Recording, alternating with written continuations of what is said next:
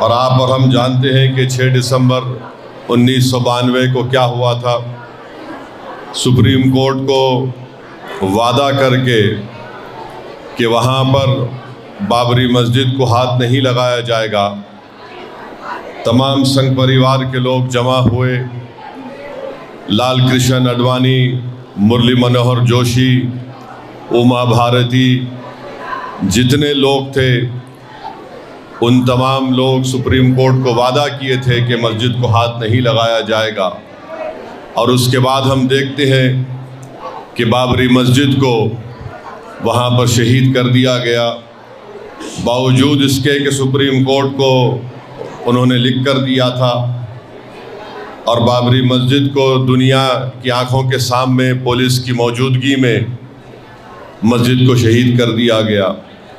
जिस जगह पर मुसलमानों ने नमाज़ें अदा की और ख़ुद सुप्रीम कोर्ट ने बाबरी मस्जिद के फ़ैसले में कहा कि 22 और 23 दिसंबर 1949 को बग़ैर कोई क़ानूनी चारागोई के मस्जिद में घुसकर वहाँ पर मस्जिद की बेहरमती की गई, वहाँ पर मूर्तियाँ रखी गई।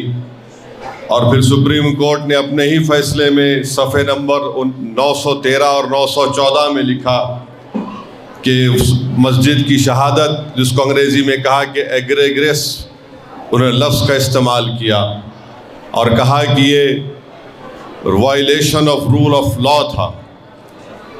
आज जब हम ये देखते हैं कि क्रिमिनल कोर्ट का फ़ैसला आता है, बाबरी मस्जिद के शहादत के जितने मुल्ज़मीन जिन पर इल्ज़ाम लगाया गया था, कोर्ट ने कह दिया कि वो तमाम को बरी कर दिया।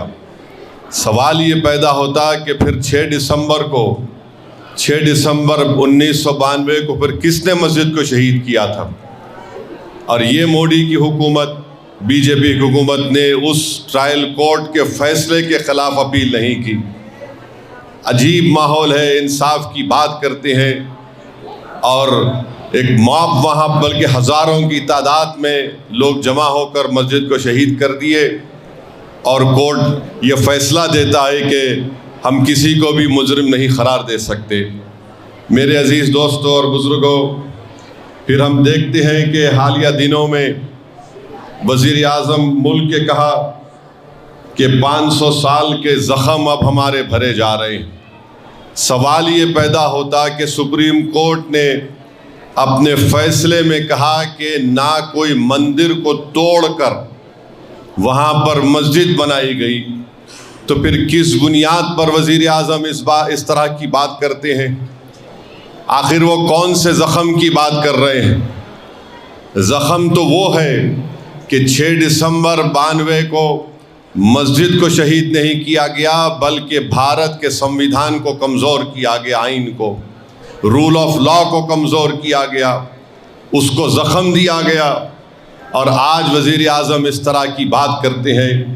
मेरे अज़ीज़ दोस्तों और बुज़ुर्गों, तकलीफ़ इस बात से भी होती है कि सुप्रीम कोर्ट के एक जज जो उस बेंच पर बैठकर जजमेंट लिखे, रिटायरमेंट के बाद इंटरव्यू में कहते हैं कि जो मंदिर को तोड़कर मस्जिद बनाई गई वो खुद गलत था।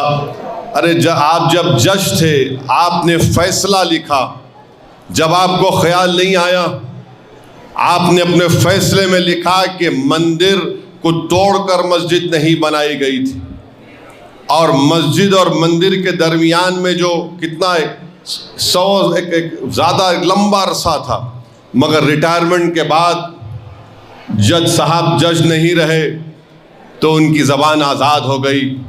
मगर जब आपके हाथ में कलम था तो आपने क्या लिखा? आपने लिखा कि मंदिर को तोड़कर मस्जिद नहीं बनाई गई थी।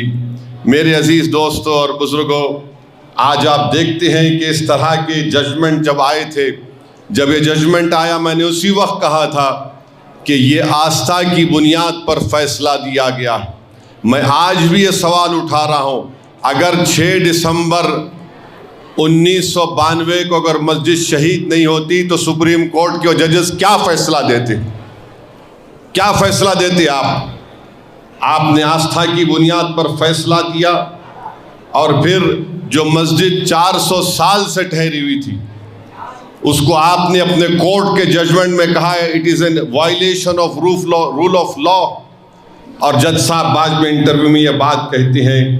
बहरहाल इनका चेहरा सामने आ गया दुनिया के सामने, मगर इस बात को हमको समझना और याद रखना है कि 6 दिसंबर एक यौम सियाह है। 6 दिसंबर हमारे मुल्क के लिए एक सियाह दिन है। जिस तरह गांधी को जिस दिन मारा गया था वो यौम सियाह है। जिस दिन 6 दिसंबर 92 को मस्जिद को शहीद किया गया वो एक काला दिन था।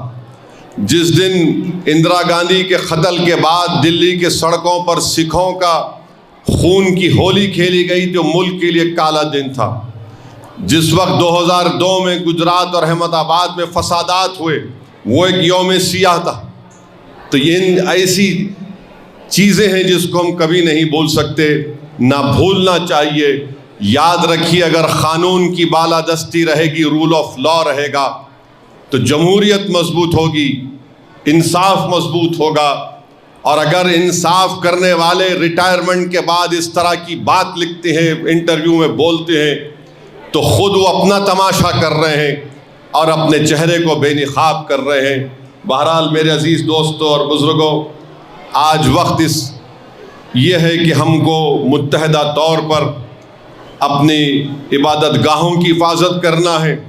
और जो फ़ैसला सुप्रीम कोर्ट से आया था, जो आस्था की बुनियाद पर था, आज आप देखते हैं कि 1991 प्लेसेस ऑफ वर्शिप एक्ट होने के बावजूद भी कई मसाजिद के ऊपर केसेस पड़ जाते हैं।